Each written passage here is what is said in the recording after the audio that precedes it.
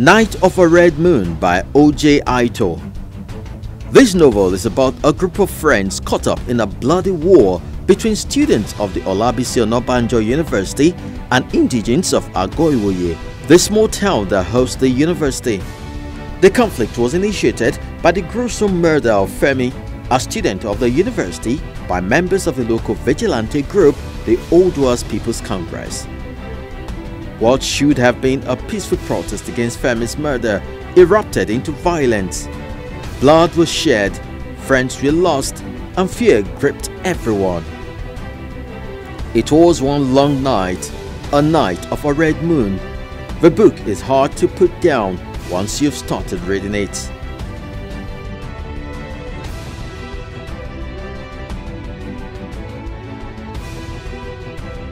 Stay With Me by Ayobami Adebayo.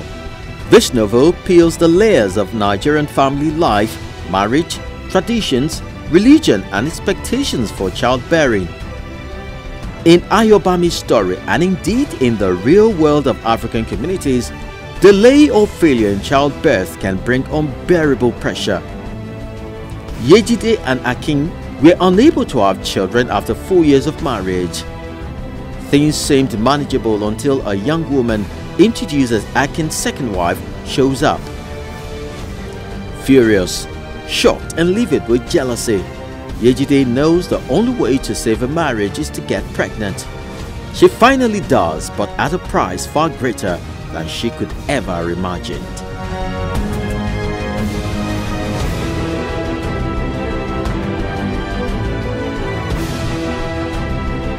The Code by Patrick Igbenijesu.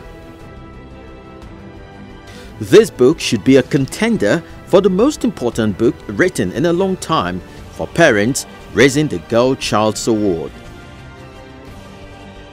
It tells the story of an ambitious young lady named Kay who struggles to successfully balance the demands of her job with raising 3 daughters. One day, in her bid to find the right strategy and lifestyle to be an outstanding mother and a successful professional, she seeks advice from Hypatia, a legendary life coach and mother of 6 successful women, referred to by many of her mentees simply as chaperone. The chaperone teaches Kay the principles of raising successful daughters while prospering in other areas of life. When a girl is praised, she wants to get more of that praise. It's for lack of words to properly describe it. It's why boys at teenage years are able to woo girls with flattery, because I also distinguish between true praise and flattery in the book, because of that need to hear the right thing, to be caught to doing something good, to feel worthy. And there's no better person to make a girl feel worthy than her father. What It Means When a Man Falls from the Sky by Leslie Nneka Arima.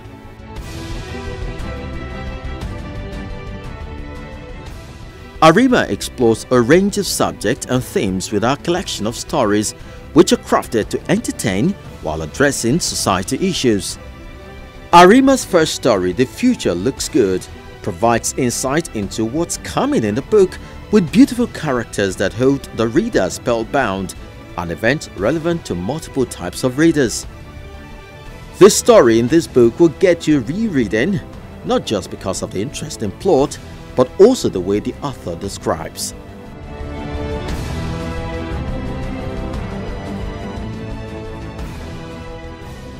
Guardian of the Fall by Umari Ayim. Mysticism, romance, suspense and drama. This book mixes them well. The story revolves around the Guardian, who is a keeper of a spectacular forest waterfall in Agbokim village in Cross River State, Nigeria.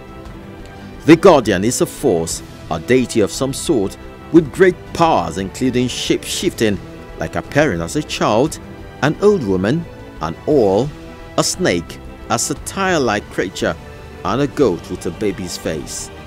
It attempts to matchmake its messenger, Aram and Ken, a developer who wants to build a resort near the falls. The Guardian, through dreams and visions, pulls Aram and Ken together, essentially raising the inevitable questions about how much humans dictate their own destinies.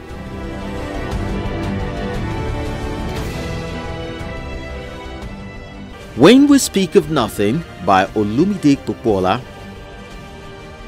Carl and Abu, who are both 17, are in danger of being consumed by the threatening explosion of racial tension in London.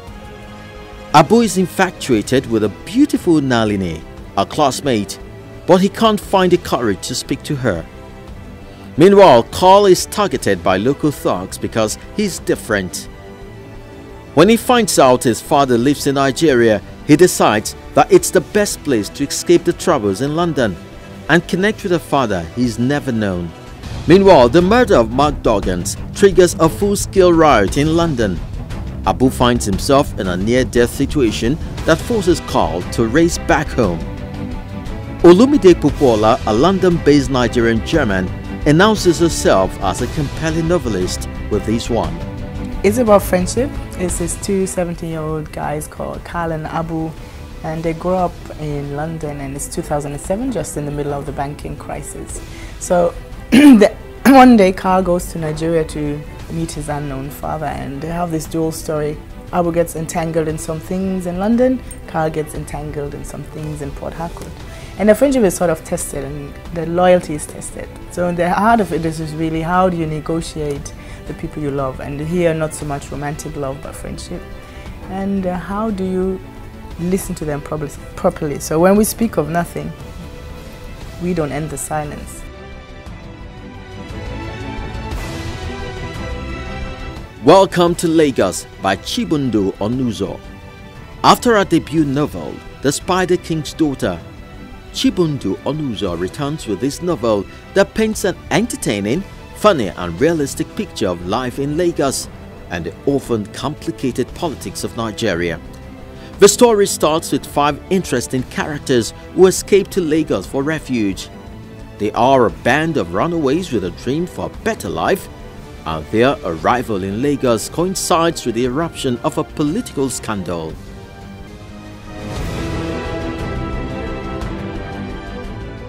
Carnivorous City by Tony Khan. The central character in this thrilling novel is Rabato Sabato, aka Sonny DK. He is a Lagos big boy with more money than many can dream of, a beautiful wife and a mansion by the seaside. This book will take you on a suspenseful ride right into the heart of one of Africa's most complicated yet exciting cities, while constantly reminding you that ultimately it is love and family that really matter.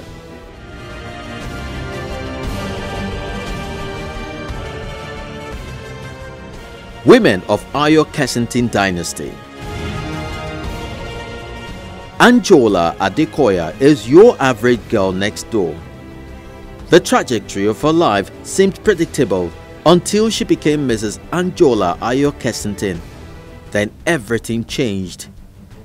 Life as a wife and mother in the Ayo Kensington family offered her riches, but took away her personal ambitions and dreams.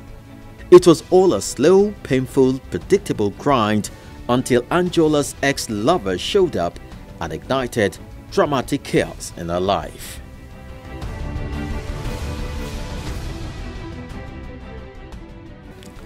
The Heresiad by Okeogu Oke. This book is the winner of the 2017 NLNG Prize for Literature.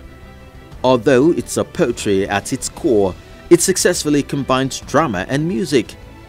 Okeogu is ambitious, innovative, and creatively daring with his work. He's gone off well-trodden path to create one of his own while gabbing history, philosophy, politics, and culture in poetry.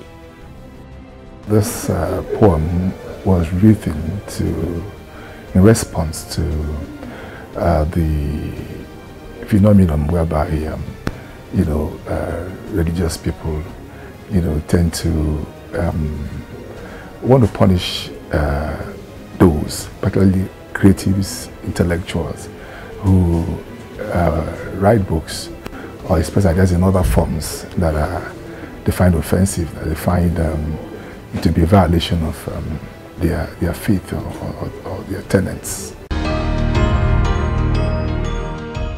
We would like to know what you think about our list. Please send us your comments or questions through any of our social media platforms displayed on your screen. I am Olakunle Kasumo. Remember, one great book can change your life. Bye-bye.